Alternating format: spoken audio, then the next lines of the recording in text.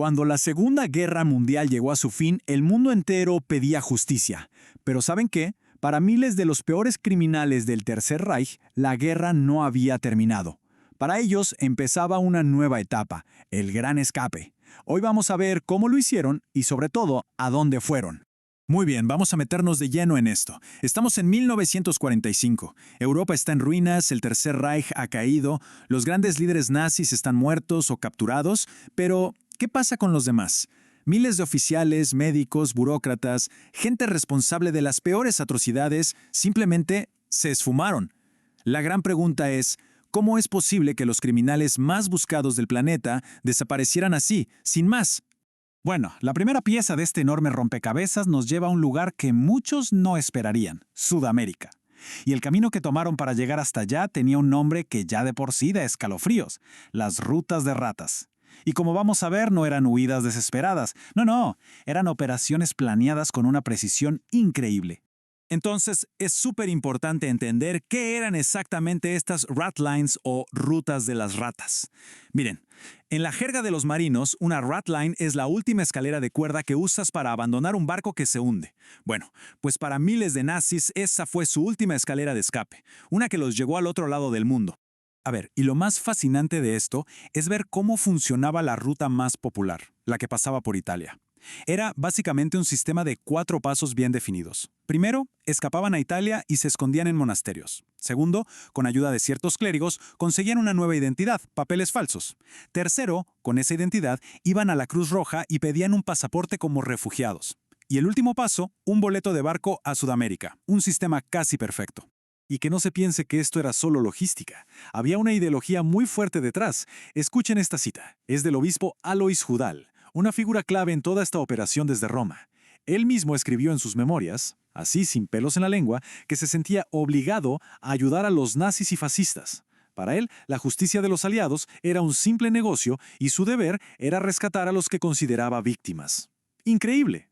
Y la escala de esta operación fue masiva. Documentos que se han desclasificado confirman una cifra impresionante. Unos 9,000 criminales de guerra y sus colaboradores llegaron a Sudamérica. ¡9,000! Y de ellos, se calcula que unos 5,000 terminaron en Argentina, un país al que el famoso cazanazis Simon Wiesenthal llamó el Cabo de la Última Esperanza. Pero ojo, la historia no termina en Sudamérica. Al mismo tiempo, se estaba abriendo otro refugio a miles de kilómetros de distancia en Medio Oriente. Y aquí, la razón para recibir a estos criminales no tenía nada que ver con la ideología. Era algo mucho más práctico y, si se quiere, cínico. Aquí está la diferencia fundamental. Mientras que en Sudamérica encontraban refugio por afinidad ideológica, por redes de apoyo que ya existían, en países como Siria o Egipto la cosa era muy distinta. Era puro pragmatismo. Los contrataban por sus habilidades. No los querían por ser nazis, sino a pesar de serlo, porque buscaban explotar su experiencia. Y para que quede claro, veamos algunos ejemplos concretos. Alois Brunner, uno de los principales responsables del Holocausto, terminó en Damasco, asesorando al régimen de Assad en técnicas de tortura. O Johann von Leers, experto en propaganda de Goebbels, fue contratado en Egipto para crear campañas antisemitas.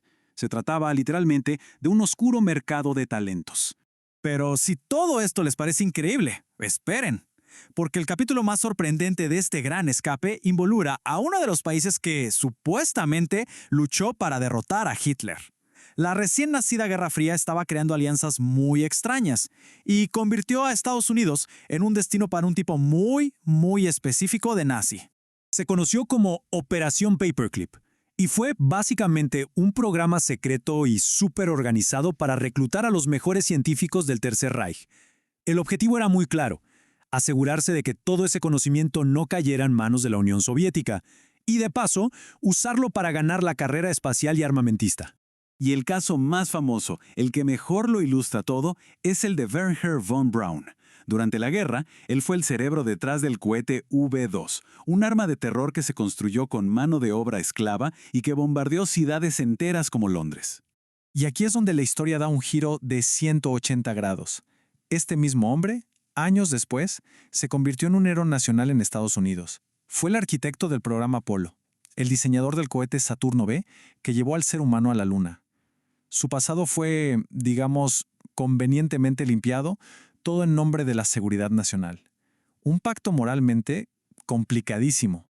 A ver, para tener una idea clara de las dimensiones de todo esto, este gráfico lo resume muy bien. Sudamérica fue, por mucho, el principal destino. Le sigue Estados Unidos con su programa de científicos y luego, en menor medida, países de Medio Oriente y también la España de Franco, que acogió a varios cientos.